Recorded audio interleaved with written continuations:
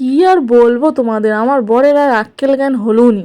বলেছিলাম বাজার থেকে কিছু বাজার করে আনবে, তো দেখো না বাজার গোটা তুলে নিয়ে চলে আসছে।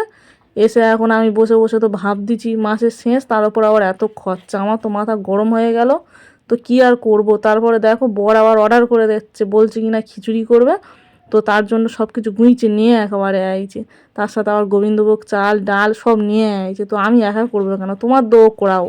তো নাও, এবার শুরু করে দাও। দেখো বরকে দিয়েই লাস্ট পর্যন্ত আনাজ ফানাজ কাটাচ্ছি। তো কী আর করবো, আমার একার দিয়ে সবসময় করাবে আর ও বসে বসে খাবে, তা আমি হতে দিতে পারি? তো দেখো সেই কারণে ওরও বসে দিচ্ছি।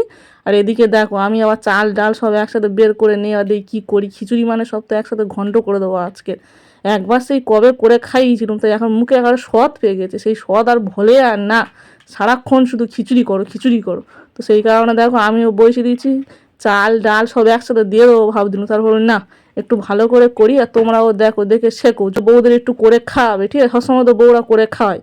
তো দেখো তারপর আমি চাল ডাল সব দিয়ে দিলাম, আর ভেজে রাখা সবজিগুলোও দিয়ে দিয়েছি এর মধ্যে, দিয়ে সব একসাথে এবারে জাল দিয়ে দেবো। দিয়ে তারপরে দেখো এদিকে আমি ভালোভাবে মশলাটা তৈরি করে নেবো, তার কারণে দিয়ে দিলাম দেখো গোটা জিরে তেজপাতা আর একটু সামান্য হলুদ দেবো, নাহলে ছিটকে আবার ফের মরে যাবো গায়ে এক্ষুনি, তা আদা ফাদা ছিটকে পড়ে যাবে, সেই কারণে আদাটা দিয়ে দিলাম। তারপর টমেটোটা দিয়ে দিয়েছি, দেখো দিয়ে ভালো করে একটা মশলা বানিয়ে নেবো যাতে টেস্টটা হেভি আসে। তো তারপরে দেখো আমি মশলাটা ভালোভাবে কষিয়ে নিচ্ছি, নিয়ে তারপরে এদিকে আমি দেখো তার মশলাটা আমার কষানো হয়ে গেছে। তারপর দেখো খিচুড়ির মধ্যে একটু লবণটা দিয়ে দিলাম। তো তোমরাও দিয়ে দেবে, দিয়ে তারপরে মশলাটা দিয়ে দেবো, জিরে ভাজাটা দিয়ে দেবো, দিয়ে সামান্য একটু ঘি দিয়ে দেবো, দিয়ে তারপরে নামিয়ে নেবো। দারুণ টেস্ট, তোমরাও করে দেখো, ভালো লাগবে তোমাদের টেস্টটা হেভি।